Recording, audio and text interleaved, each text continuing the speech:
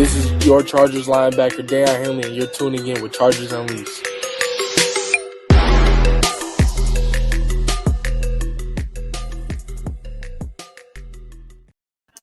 Welcome to another edition of Chargers Unleashed. Jake Hefner and Dan Wolkenstein here with you from the LAFB Network. If this is your first time doing this show, make sure to hit that like, subscribe button on YouTube. You can also follow us on Facebook, Twitter, Instagram, Spotify, and Apple Podcasts. Normally, Dan Wolkenstein and I would be coming on here talking about a Victory Monday.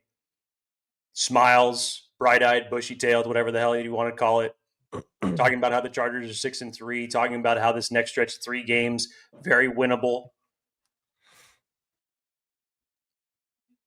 It's hard to really look at it this way when you look at the last 24 hours of what has taken place for the Chargers. We all saw it. Tennessee Titans. Chargers lose both Joe Alt and Bobby Hart. And of course, 24 hours later, we get the very unfortunate news that Joe Alt is now going down for the year, requiring surgery for the high ankle injury that was suffered yesterday against the Titans, which changes so many different things with the trade deadline that is now looming 24 hours away. So Dan and I will sprinkle in a little bit of obviously what took place during the Titans game yesterday. You could take away some good, some questionable, whatever it is. We'll sprinkle in some Chargers Unleashed hotline, but a majority of what we are going to try to assess today. And this is not us taking one side or the other of what needs to be done, but we're basically just kind of going to go through and lay out the full picture here. Draft capital that the Chargers have available, the available cap space, possible trade targets that fit into both of those different categories, what makes sense long-term and short-term for the Chargers. I know there are so many people in here right now, everybody that's online. Dan even did a poll earlier as it relates to, do we foresee the Chargers doing a move here in the next 24 hours to shore up somewhat of that offensive line? Or do you roll through the rest of the season with what you have and preserve the draft capital because now you only have 5 draft selections in 2026? Dan Wolkenstein, I know this is really tough for you to get even somewhat optimistic, and that's by your standards, to talk about this. But we're going to try to not be doom and gloom here because there is still potential. We're not going to shy away from the fact that the Chargers are 6-3. We're not going to shy away from the fact that it is still possible for a playoff run, even with this unfortunate news with Joe Alt. But we're going to try to be as real and down the middle and unbiased as we can in all this. And we're going to just try to lay it out 24 hours until the trade deadline to see what the Chargers could possibly pull off. Yeah, this is a bittersweet day, I feel like, for Chargers fans. We are live. If you have comments, thoughts, if you need some therapeutic questions answered, you put them in the chat. We are here for you. Right here. We are all processing this and trying to figure out what to do and how to move forward and what to expect from this team now with the news of both Rashawn Slater and Joe Alt not being in uniform again in 2025. And it sucks. But it's bittersweet.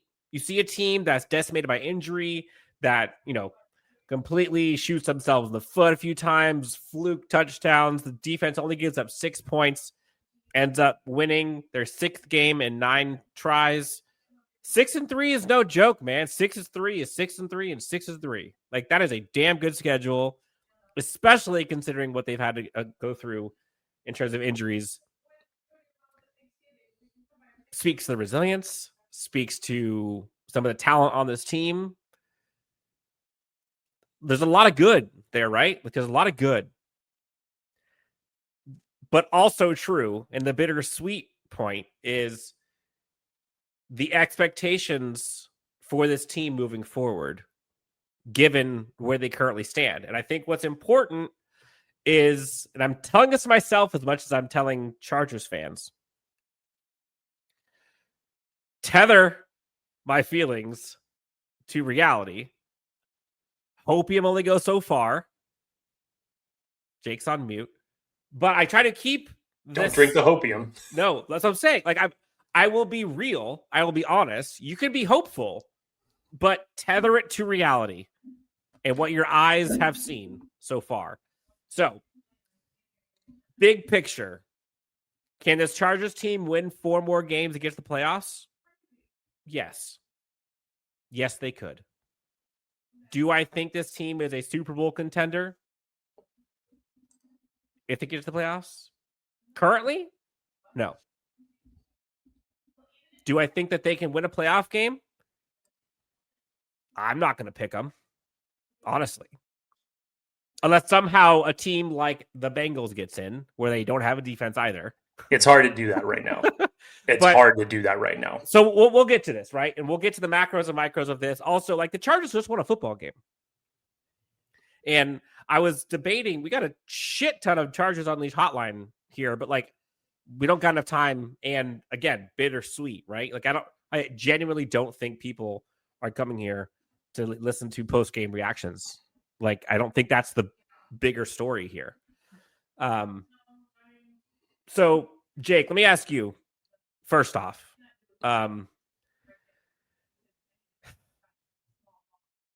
where's your mindset? Because you and I we haven't talked on the phone really about this today. What is your mindset like for the 2025 season right now? Like, where are your thoughts? It's kind of all over the place. It really is. You can't look at this season to say that it's over because the Chargers are 6-3 and arguably the toughest division in football. They're 3-0 in the division. You're in a stretch right now where 2 of the next 3 games are extremely winnable, and that's even without Joe Alt when you look at it. And this is the stretch that you need to win games, considering what you have in the final 5 weeks of the year. But at the same time, we've seen what this offensive line looks like without Joe Alt. Yeah. And then on top of it, Bobby Hart goes down, who had unseated essentially Tre Pipkins when he was healthy for the right tackle spot. Played great against Minnesota. And then goes down with an ankle and a groin injury. And now you're in a position 24 hours before the trade deadline expires, and you could possibly have now an offensive line of Jamari Sawyer at left tackle, Zion Johnson at left guard, Bradley Bozeman at center. There was positive comments from Jim Harbaugh today at the podium in terms of what he expects from Mekhi Becton this week. He said he does expect him to be out there and practice. TBD on whether or not he is going to be able to play this week against the Pittsburgh Steelers, and Tre Pipkins at right tackle. Your starters and your depth have taken such a hit this year, and we've seen what it looks like. We've seen it at its worst against Denver. We've seen it at its worst against New York, against the Commanders. And to have it happen yesterday against the Titans, who were coming into that game without Arden Key, without Jeffrey Simmons. They were bottom 10 as far as pressures defensively going into that game. And you sacked Justin Herbert 6 times and you hit him another 11 times. And credit to Justin Herbert for finding a way to win that game. But if that's what's going to happen against the Tennessee Titans,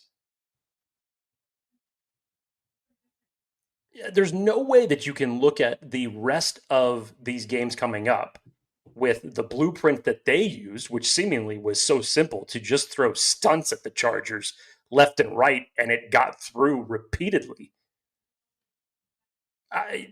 There's no way you can't have some doubt in your mind in terms of how far this team is going to go. And to do that and to essentially say, Justin Herbert, go on, put your Superman cape on behind that offensive line, that's a big risk if you're asking Justin Herbert to throw the ball 30, 40 times a game. If your run game isn't able to, be a part or a productive part of your offensive game plan like it was yesterday, that is a tough, tough mountain to climb. And the last thing that you'd want to see is obviously any injury to happen to number 10. He's already been hit more than any other quarterback in the league. It's not going on an upward trend. It's not stopping anytime soon. Justin Herbert is still the man. But these are very, very big expectations, and Dan comes in, of course, right on time. Yeah, exactly. Guilty as charged in the chat. What's happening, Evening, fellas? I'm depressed. Yes, I think we all are. We all are. I get it. So, macro, big picture, Dan. I don't really know what to feel. It's a little bit of mixed emotions. It really is. This isn't the Cincinnati Bengals where you're sitting at 3-6 and your defense just can't stop anybody from scoring more than 40 points on you, even in the last couple drives. This isn't the Washington Commanders who lost their starting quarterback yesterday. This isn't the Tennessee Titans who have only won one game this year. This isn't the Miami Dolphins who are in fire sale mode. This is a Chargers team who still has the highest rated passer in terms of yards in Justin Herbert in the league. Despite what you may say about his interceptions, he's still playing at an extremely high level. Chargers are in playoff contention right now in the thick of their division. Like, there's so many positives to talk about, but it's hard to even utter them today. It is. And I think what makes this hard is you saw the difference with and without Joe Alt. And with Joe Alt, there was hope. There was legitimate hope and reality on paper that, damn, when he's there, they could kind of shrink wrap this thing into being something positive. Without, we just haven't seen it. We just haven't. Now, I forget which game it was, but I think it was the game before Joe Alt came back. Please keep me honest here. But that was the game in which you saw the other folks chip in, right? You saw Randy Gadsden start blocking. You saw Tucker Fisk in there doing the dirty work. Kamani Vidal was doing some work. You saw the other dudes in there. I mean, it's going to happen a lot because you just can't rely on those 5 blocking for Justin Herbert. Period. Like, period, stamped. You've seen it through 9 weeks. You know it. I mean, I'm talking offensive line grades in the 30s for dudes that are now starting. Foster Sorrell was pass block grade 33.6 against the Titans. Daiyan Johnson, good against the run as of late, good against the pass about a month ago, but last 2 weeks, 46.2, 43.1 pass blocking grade. Again, it's PFF, not the Bible, but Mekhi Becton, pass blocking grade, 43.6, 34.1 the last 2 weeks. Decalis, there were games in the 20s for this dude, pass blocking. Trey Pipkins had 2 games, had 1 game in the 80s, 1 game in the 60s. The rest are all 40s. He's at 159. That's what you're looking for. I haven't even brought up Bradley Bozeman yet. Somehow, Bradley Bozeman actually had a good game this past week. 78.7. You can tell me whatever you want. I'm not believing it. You can tell me whatever you want. I really just don't care, honestly, after that. Yeah, and so this is kind of where I stand. And I'd love to get your reaction. Chargers fans, I think that there's always gray area, right? Like, things aren't going to be black and white. And to me, like, Joe Ortiz he's in a little bit of a predicament because, like, you can't have it both ways. And this Chargers team wants to be aggressive and they want to go after it every single year. And Super Bowl or bust, right? Like, that's the theme. Competitors welcome, blah, blah, blah, blah, blah. I get it. But you can't completely cripple your future for the current season where your ceiling can only go so high.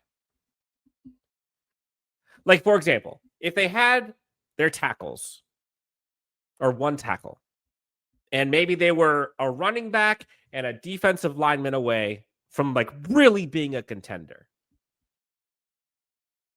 And you say, you know what? Screw it. F them picks. They're going for the Super Bowl this year. But ask yourself, with 5 picks currently slotted for next year, which we're going to get into in a bit, Joe Ortiz, who likes picking is looking at a roster now that is without its top 4 of 5 offensive tackles, without its top 3 running backs, with an offensive line he currently has with the current grades that you've seen, with the current money which he has, which we'll get to. And he's wanting to trade away future assets to improve that. How much of that are you going to be able to improve? So when you got Justin Herbert, right, anything's possible, mostly.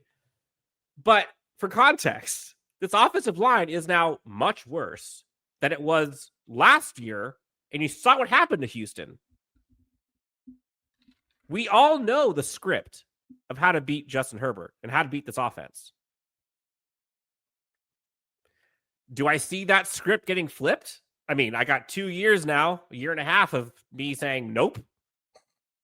And you got a slate coming up with defensive fronts, Raiders, Steelers, Jags, Eagles, Chiefs, Broncos. Do you honestly think that those defensive fronts are not going to absolutely feast? Honestly. I mean, I don't know Shouldn't how have feasted yesterday, and they did. That was the Titans without their dudes. They just got that. Was Ernest Jones got to the Ravens trade because of how great he Draymond Jones, excuse me. Sebastian Joseph Day had a mini revenge game yesterday. It was bad. It was really bad. So while I do not want to see them mortgage the future for this season, keep the picks. You should have more than 5 picks by the time 5 or more picks by the time the draft comes around. Like, that's a different conversation. But I don't want to throw away the season. Like 6-3, and I've seen people's comments. Like 6-3 is 6-3. You only got 4 games to win probably to get in the playoffs. I think they can do that. And once you get to the playoffs, anything can happen, right? Like, do I think they win in the Super Bowl? No. But you can still make this season a success in a current state. Do they got to get creative? Sure. How we do that, we'll talk about that here in the next few minutes. Jake, before we get to more of this, Jake, let's talk about our friends over at Sleeper. Pay the bills. I want to remind everybody that the NFL season is here, which means you now have a chance to win up to 1,000 times your cash on daily fantasy football with Sleeper. Football has never been more exciting than it is right now with players like Patrick Mahomes, Lamar Jackson, Justin Herbert. Pick on stats for these stars like touchdowns, passing yards, receiving yards, fantasy points, and more for up to 1,000 times payout on Sleeper. Get your picks right, and you could win big. Just use the promo code ChargersLAFB, and you'll get up to $100 match on your first deposit. Terms and conditions apply. See Sleeper terms of use for details. Currently operating in over 25 states. Check out Sleeper today. Dan, the guilty as charged, boys. Speaking my type of draft language, Joe Ortiz going to spam the trade down button in April? God, I hope so. I've been asking for a trade down for the last decade. Hit me with that. He's probably going to have to. I mean, reality, he is probably going to have to do that with a limited amount of draft capital. Who knows what's going to happen in the next 24 hours? If anything else gets exchanged, obviously, for offensive linemen. We'll see. But, yeah. I would be saying the exact same thing if Joe Ortiz had his full complement of draft picks going into April. Yep. And to make matters worse, you heard today from Jim Harbaugh, expectations are Omarion Hampton will be back to at least after the bye. How about them apples? Yeah, we started hearing those reports a couple weeks ago that the expectation was that Omarion Hampton was going to be out a little bit longer than the slotted IR time of the original 4-week period. But I don't think that we were expecting him to be out until after the bye week, which essentially would have him back Raiders game. And it's tough when you look at this again because everything goes back to the offensive line. It's a force multiplier, whether it's in regards to protecting Justin Herbert or creating a run game. Kamani Vidal has done an exceptional job over the last several weeks in trying to pick up the pieces of the Chargers, losing Najee Harris, losing Omarion Hampton, losing Hassan Haskins. But yesterday, they just weren't able to find anything. The running game was essentially a non-factor for the Chargers offensively. You were able to get off a couple runs here and there, but really it just was not a factor for the Chargers, and it had to be on Justin Herbert's arm that they won that game. But it was not as balanced of an offense as you saw against Minnesota, wasn't as balanced of an offense as you saw against the Miami Dolphins. So this again brings up the question, because of the extended time missed, and this is where it's in predicament mode now, because so many people have been talking about, trade for Breece Hall. First of all, I don't think the Jets want to give away Breece Hall because they have their own issues at running back depth-wise for them.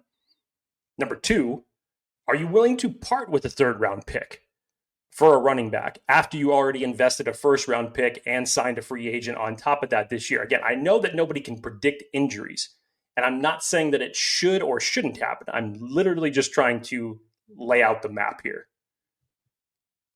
Or do you look at other free agent options, given the circumstances? Do you think that you can withstand just having Kamani Vidal against the Steelers, against the Jaguars, and possibly against the Raiders?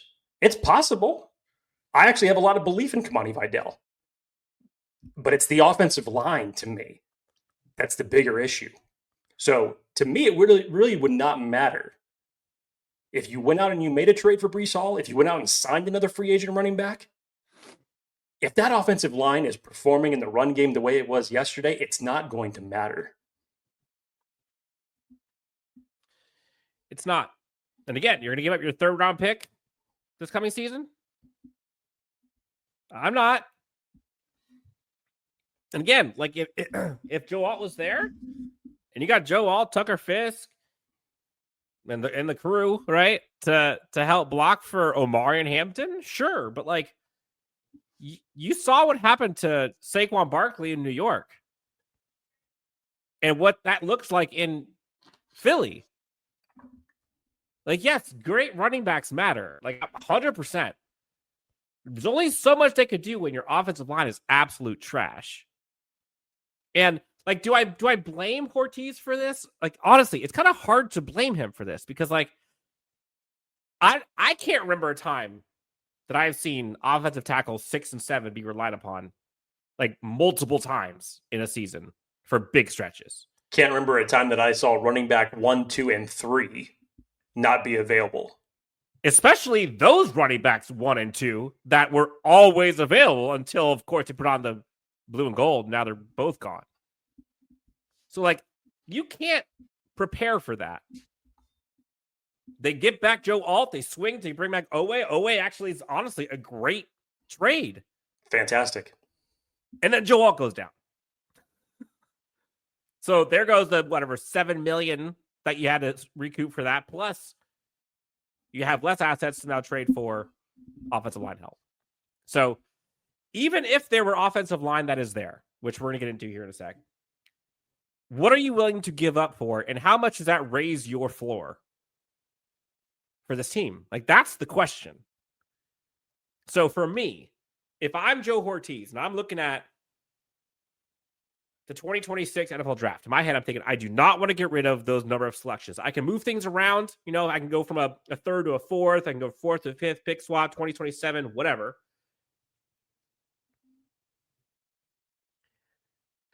But I'm keeping my 5 picks. Like, I'm not going lower than 5 picks. I almost guarantee that they don't have only 5 picks by the time the draft comes around. But pick swaps, 2027 picks, free agents, practice squad, sure. Like, I would be hard-pressed to believe that there is not a better practice squad offensive lineman out there than what we currently have for this Chargers starting 5.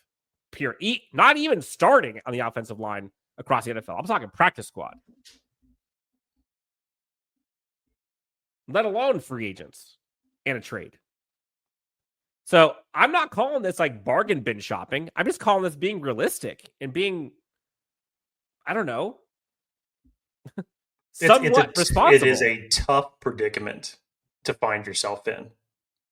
But the worst given the part, news in 24 hours before the trade worst deadline. part, and this is what sucks, and I realized this like halfway through the day, was Like, sure, should we punt to 2026 or should we, be conservative or whatever you want to call it, right? Don't trade assets for this current season because it's not going to be fruitful in terms of Super Bowl. So then what do you do with Justin this season? Do you just put him out there and just cross your fingers? Do you put in, I know they're not going to put in Trey Lance, but like, what if something happens to Justin? Week 12, week 11, week 13, 15. That impacts next season. They're kind of damned if they do, damned if they don't. Like, this is kind of a catch-22, honestly. So I kind of lean towards, if I can do pick swaps, if I can figure out something that does not take much capital for this year, or excuse me, for this year's draft, I'm leaning towards doing it for the offensive line only. That's it. Only the offensive line.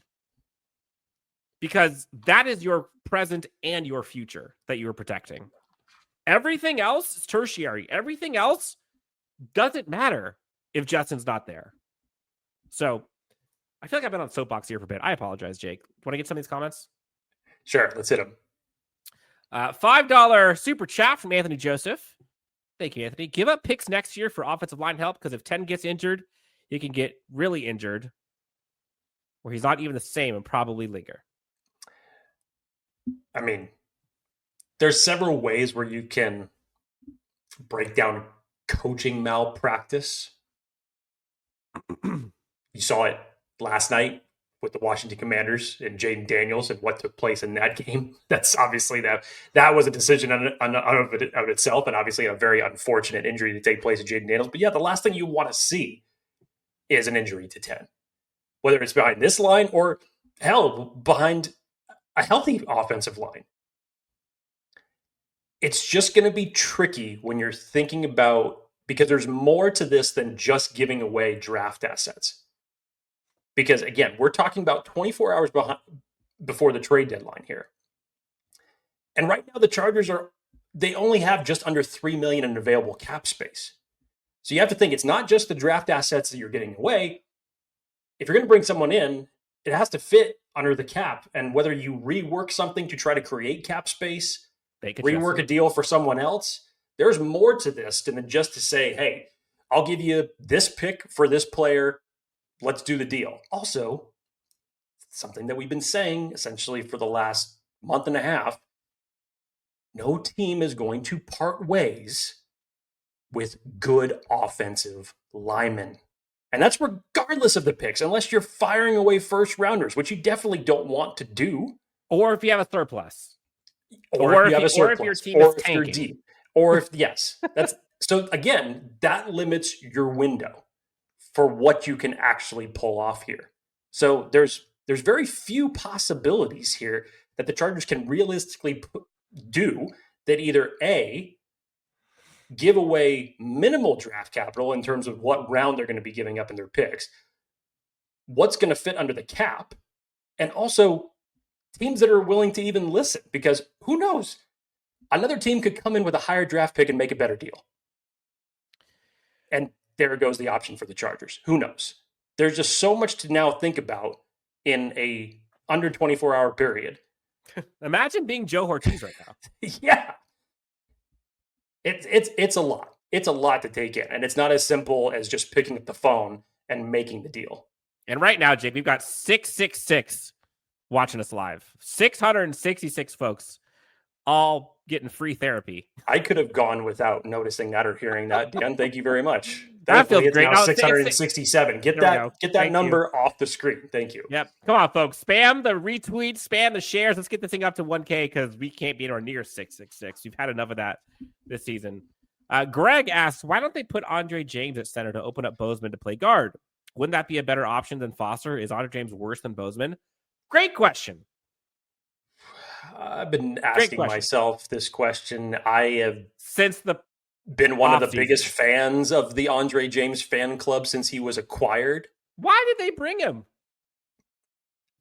And this kind of goes hand in hand with some of the people in the comments who talk about, trade with the Raiders for JPJ. Well, number one, they're not going to trade him within the division. But number two, why would you trade for JPJ if you're not even willing to start Andre James over over Bradley Bozeman? Trading for JPJ isn't going to happen when you're not going to exchange the bad play at center for the backup that you signed that could potentially be better. Well, in fairness, we saw Andre James play earlier. I think it was preseason, and got absolutely rocked. So, like, I'm not saying Andre James is the solution, but what I'm saying is it can't get much worse. Yes, what I'm saying is, like, status quo is not good enough. Like, it's simply not good enough. Now, again, Bradley Bozeman on the whole, these past few weeks have been okay pass blocking. But, like, when you've got offensive tackles that are out, this many of them that are out, like, there is no, you got a lot of weak links. Where's your strong link? Like, who is your best offensive lineman right now? Honestly, is it Zion? Look, Dan, remember the Kansas City Chiefs last year? They had their own offensive line struggles before they ended up making that playoff push. Yep. And they made a decision to move Joe Thuney, who was playing guard, out to left tackle to get some better production out of that. Now, take whatever you will of when the Super Bowl happened against the Philadelphia Eagles. That's a microcosm in itself. But they still made the adjustment to get them there. That ended up creating better protection. I don't know how you could look at this for this long of a stretch. This isn't just a one-off type of a period. But especially now for the fact that you have lost Joe Alt for the season. We have no idea when Bobby Hart's going to come back. So essentially as of now, for the foreseeable future, it's Jamari Sawyer at left tackle and Trey Pipkins at right. But if your tip of the spear conversation and your number one objective is to better Justin Herbert, not just from a standpoint of a cachet of weapons, which he has, but keep him upright, it can't get much worse. To me, give it a shot. Anthony Joseph, $5 donation. Thank you, Anthony. I love this. Even though we're all sad, so maybe it's not free therapy. I appreciate you guys. It's amazing. Who is more to blame, y'all think, for not getting offensive help before the season started? Or do you think Ortiz knew that our window was actually next year? Again, yeah, go ahead, Dan. No, take it. I've talked enough. I was just going to say, hindsight's 2020. I love Tre Harris on this team, and I love the production that he has been getting as of late. But I loved me some Tate Ratledge through the draft as well. He was right there in the second round. I questioned, after the draft was over, why the Chargers waited until the 5th round to make a selection on an offensive lineman, who obviously ended up getting injured during the preseason, hasn't impacted the team whatsoever this year. But then I thought, again, when you brought in Mekhi Becton and shortly afterwards Andre James, that I thought, especially after watching the Houston game and seeing the bum rush that came through the interior of the offensive line, I thought that those moves were actually done from a standpoint of to say, okay, these are your new 2 starters. And it didn't pan out that way. So you can look at it to say, okay, one side of coin to say, well, the Chargers went out and got 2 free agents for offensive linemen in free agency. They passed on the draft, which again, I still question. Even with the depleted center class, I still thought that they would have taken a shot at one of them, especially on day 3. They did bring in Joe Alt. They did bring in Will Dissly. Like, those are all pass blocking focuses. You're going back. I'm just saying generally, people would say, like, oh, Ortiz ignored the offensive line. Like, it's just not true. It hasn't. I would say it hasn't been. Probably hasn't been invested at the level that you thought it was going to be. But then on top of it, is it really the best 5 that you have? That's a good question. I think that's what everybody is asking. Yeah. 5? Because nobody can predict injuries. And this many is insane. Right. But it is an anomaly regardless. Other teams can figure out a way to win around that. You can scheme around things like that to have quicker passes over the middle, should make it a short game so you can negate that opposing pass rush. But at the same time, I would argue, is it the best 5 that are out there? Look, like here's the thing, right? Like if I'm Joe Ortiz and I go into the season, I got 2 all-pro tackles. I've got a guard just won the Super Bowl. I've got a first-round pick in Daiyan Johnson, who I think I can, reclamate. I've got Bradley Bozeman and Andre James. I've got Trey Pipkins as my swing tackle. They went and drafted Carson Barnhart. Remember, it didn't work out, but they drafted a guy. I know it's late.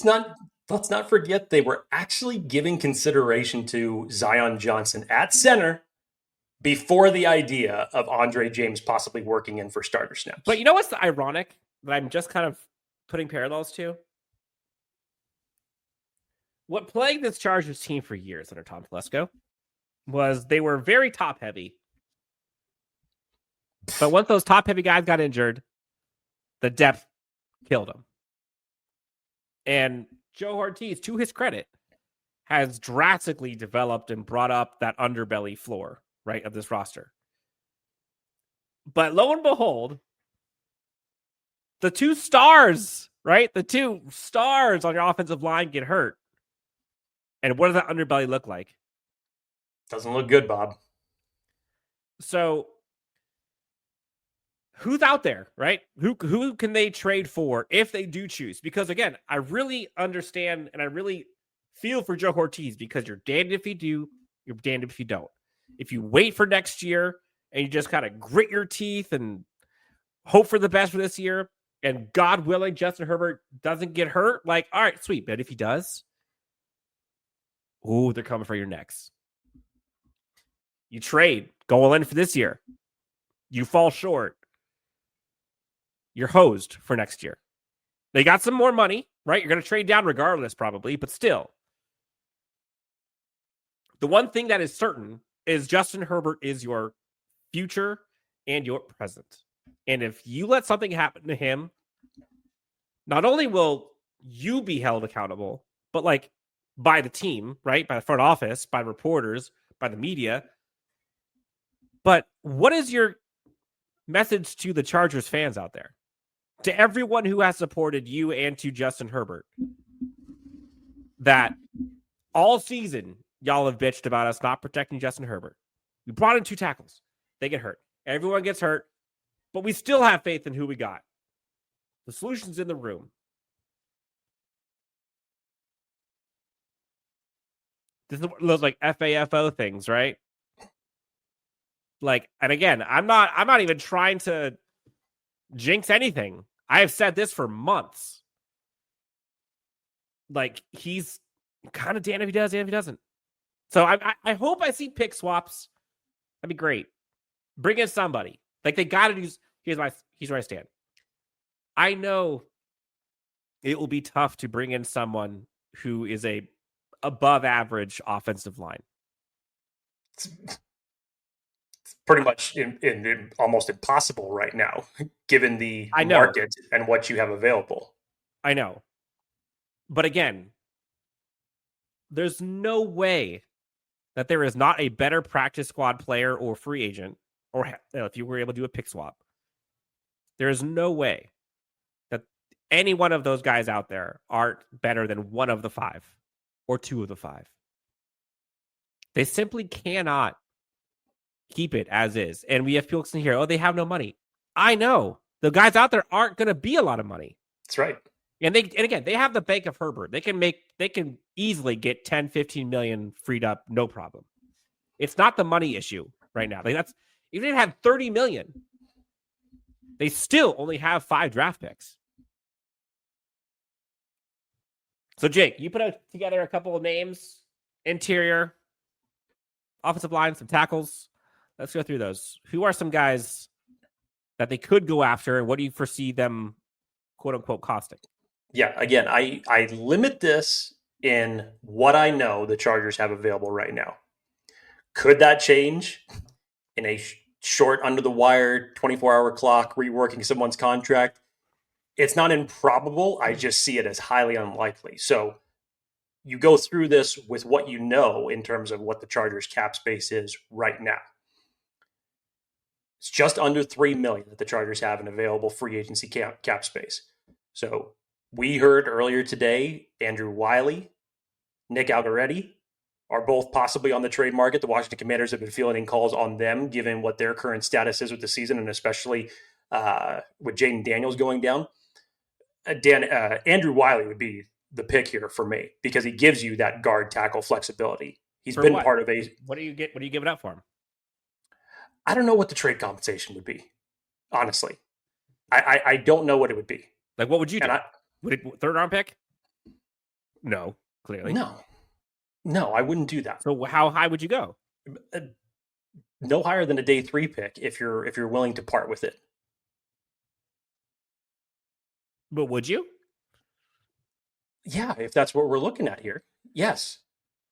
Again, I don't like it, but if you're putting me into a corner and to say, that the Chargers need to make a move to bolster the offensive line, whether we're talking starter depth, versatility pieces like Andrew Wiley, yes, I would say it's worth it. I wouldn't entirely enjoy it because I don't want to give up any extra draft capital.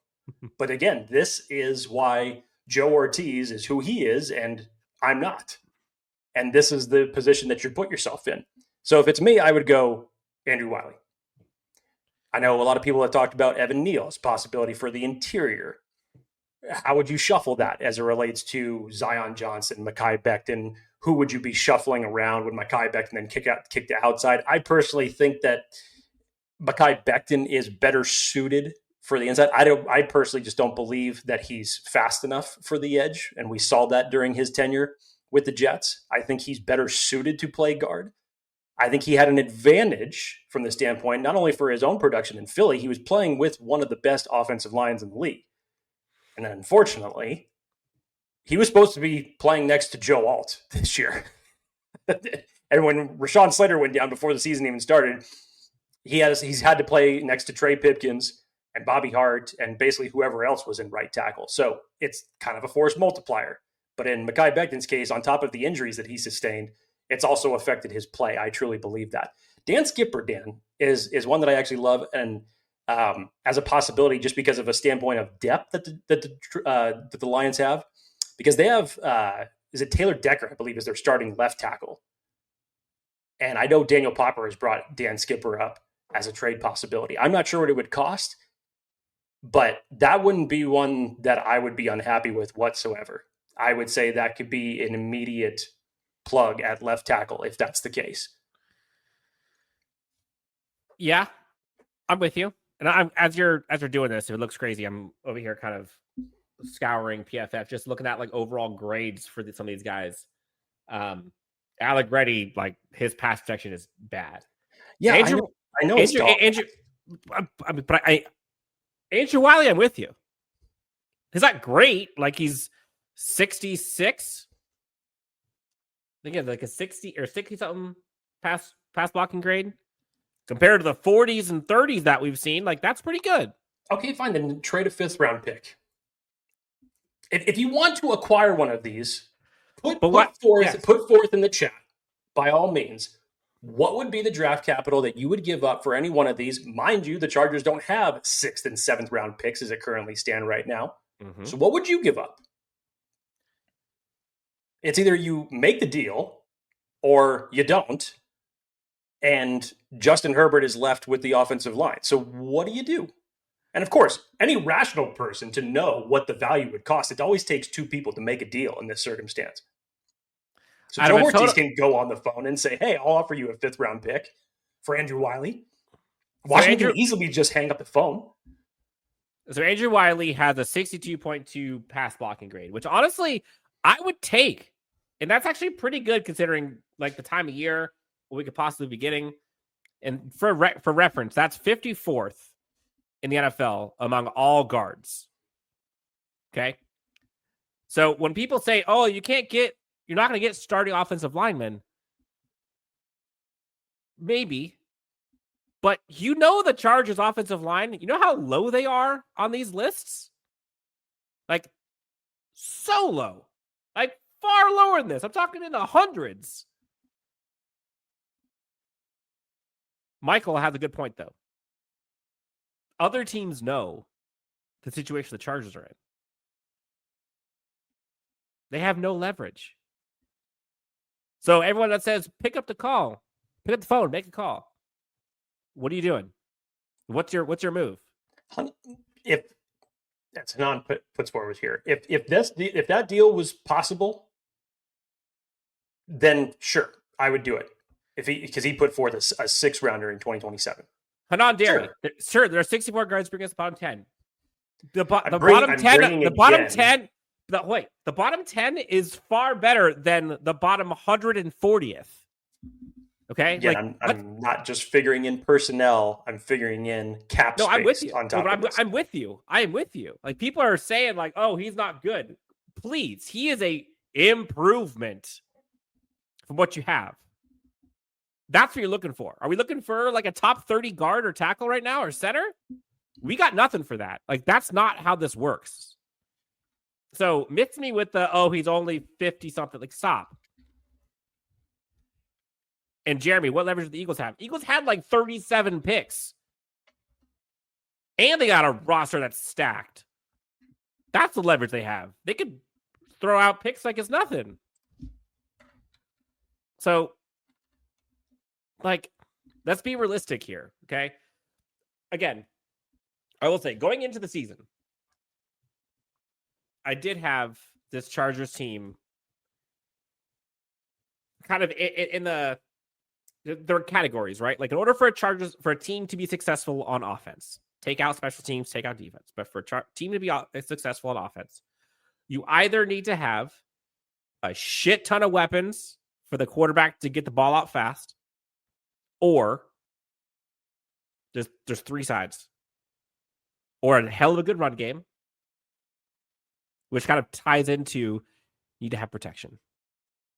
And clearly right now, the protection is not there. And so that kind of affects the run game. So those are kind of hand in hand.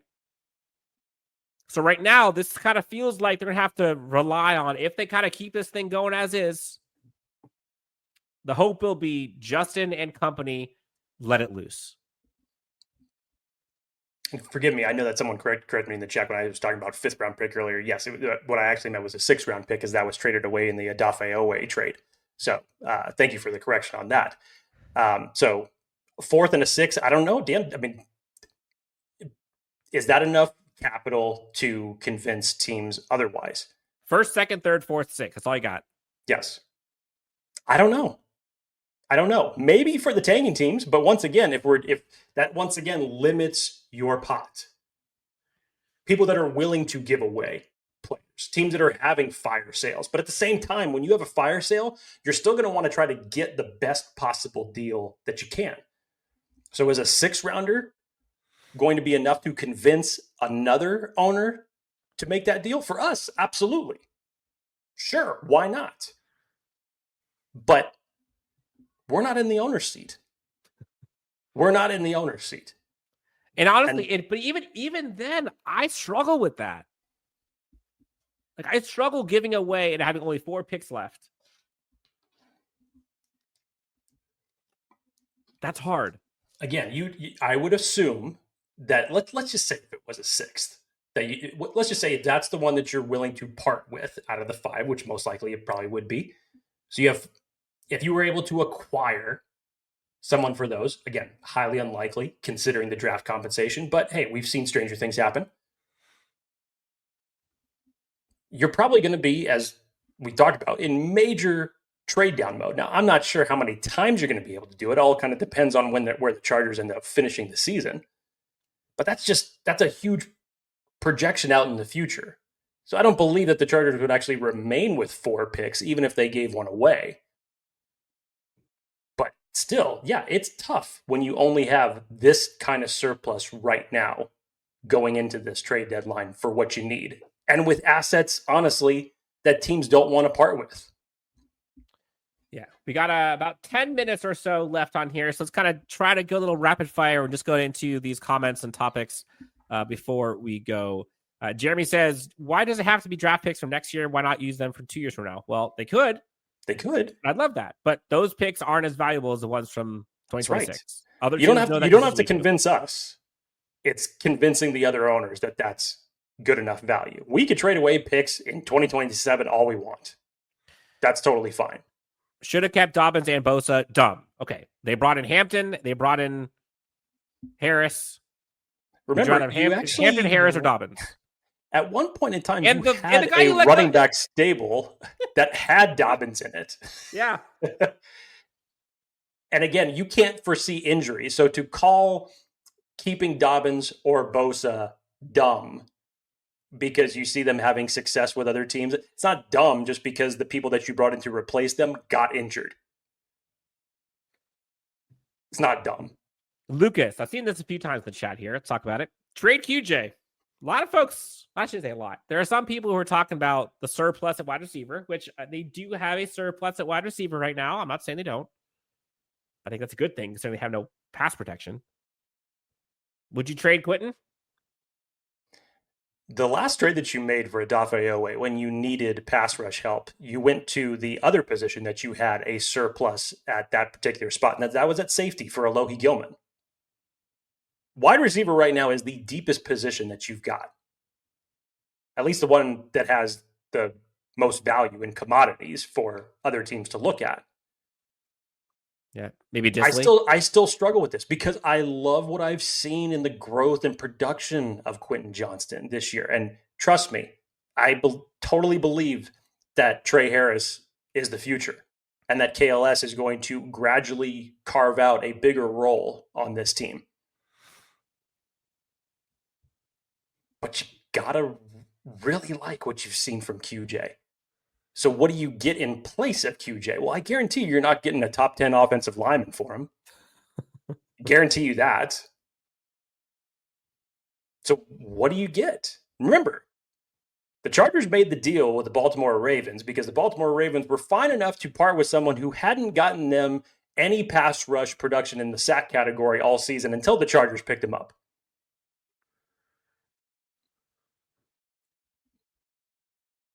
Trades worked out pretty good, I think, for both sides.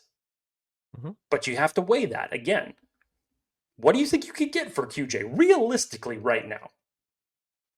Realistically, what do you think that you could possibly get for Quentin Johnston if you were to look to trade him? I'm not saying that you should. My gut says a third. But give me some of your thoughts. I'm not asking rhetorically. I'm literally just asking to hear what people think of that. My gut would say a third. That's what they'd probably seek. I don't know. Matthew Dahl, $5 donation. Thank you, Matthew. Appreciate it. Us Chargers fans are frustrated that Broncos had $85 million dead cat with Russell Wilson and Peyton. Fix the offensive line, but Jim and Joe are stuck. So, again, for context, remember that Broncos defense compared to the Chargers defense when these two head coaches came in? Yeah. Remember the depth of these two lines? Like, they were night and day. The roster, aside from quarterback, was completely polar opposite. Chargers saying, look for Charger Kiab? Center Brewer. Let's see you. I mean, if we're just talking center here, I can't think of going out and getting a replacement free agent center or trading for a center right now because you still won't move off of the bad center that you have even when you went out and signed a backup. So if they're not going to do that, what else is a move at center going to do for you right now? Not talking about the NFL draft. Obviously, that's obvious. That'll be a much different conversation, and we'll go deeper than that. But I mean, if you're not willing to move off of Bradley Bozeman for your backup center right now, then you're not going to, in my opinion, you're not going to move off of him to go out and trade for JPJ or go get another free agent center. That's not going to do you any good. But see, I think, I don't know. I disagree. I think right now they believe that Andre James isn't as good as Bradley Bozeman. Whether that's right or wrong, that's what they believe. I also believe that they would be absolutely insane to not think that JPJ is better. I mean, hey, I agree. Bozeman. I love JPJ. So he's not going to end up on the Chargers. So, like, if they're going, here's the thing though, if they were going to go out and spend It better be for offensive line. I'm talking draft capital.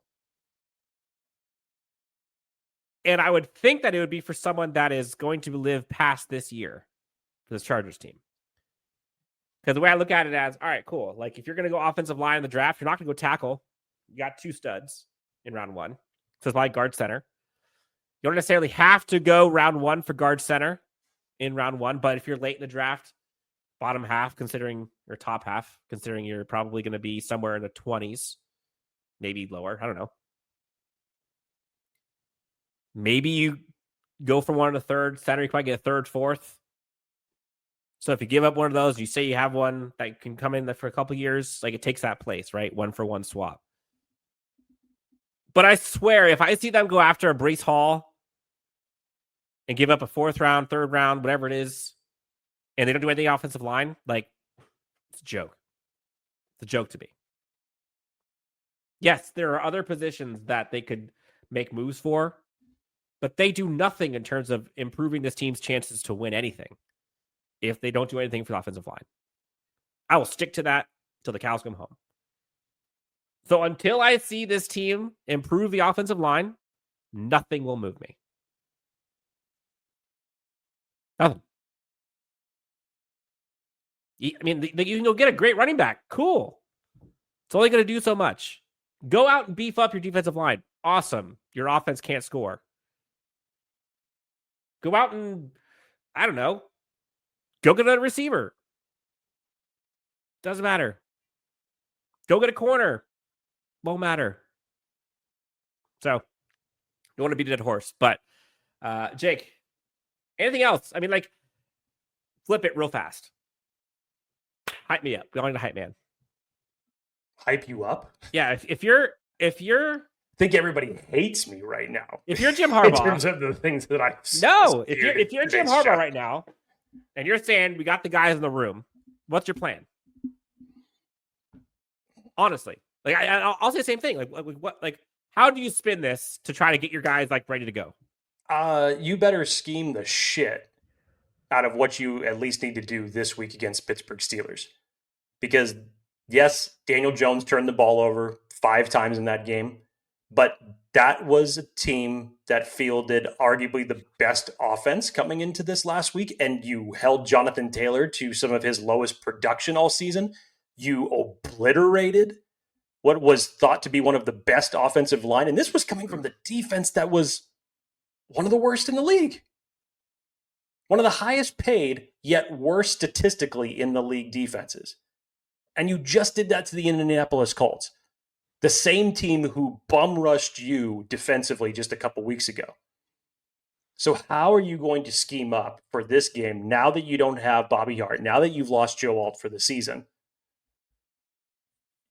It better not be Justin Herbert throwing the ball 50 times. And if he is, he better be getting that ball out extremely quick. 5 to 7 step drops do not exist. In the pocket, I'll say. Yes. But those plays do not exist. They should be taken out of Greg Roman's playbook until it is proven that you can at least do something from a scheming perspective to keep that defense at bay. It's kind of going to be tough, though, when you've got TJ Watt and Cameron Hayward coming into town against the offensive line. And Herbig and company. That's what I'm saying, man. So here's the thing. The Chargers team, if they wanted to, right? Like I think that they can still scheme through this. Because again, I think they have the weapons outside, and Lord willing, with Omarion Hampton when he gets back, to get open quickly. They have the tertiary guys who can help with the pass blocking, right? They have the receivers, Keenan Allen, McConkey, Tre Harris, all love blocking. They've got Will Dissly, and they've got Tucker Fisk, they've got Scott Matlock, I'd probably the former two, that can kind of help be that 6th or 7th offensive line. Touchdown receiving Scott Matlock, don't forget about that. They've got a mobile quarterback that can extend the pocket, can move the platform so they can give himself more time. Like they have the tools where if they want to change the math, they could. Will they? That's the question. Haven't seen it yet. Haven't seen it yet. Even when Joe Alt went down for a period of time, you didn't see it. Anandari and Harmon and Highsmith. Yes. Yeah, keep the list going. Thank you. Keep the list going because it's this brutal. is a defense that everyone was saying was, it was bad this year. Like, nope, no, they're not. Like, come on. They finally pissed them off enough, and then they went out and wrecked shop against the Colts. So if you don't see, to Jake's point, if you do not see them schematically on offense adjust the hell out of what we've been doing so far, I don't know, man. I don't know. But Joe Ortiz is in a tough spot, dude. Like, people saying, it's his fault. It's his fault to blame. Like, remember, everyone last season was talking about how Herbert had no weapons. It was Ladd and a pack of gum. Got him weapons. So he got him a shit ton of weapons. But, comes at cost. Yeah. And you can't foresee injuries. Nobody foresaw Rashawn Slater or Joe Alt going down for the season. Nobody saw that. I would have invested a little bit more in the offensive line, but still nobody could have foreseen that.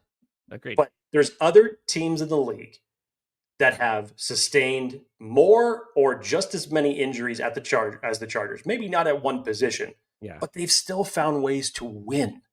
And you do that by schematically drawing up your game plan in order to make those type of things happen.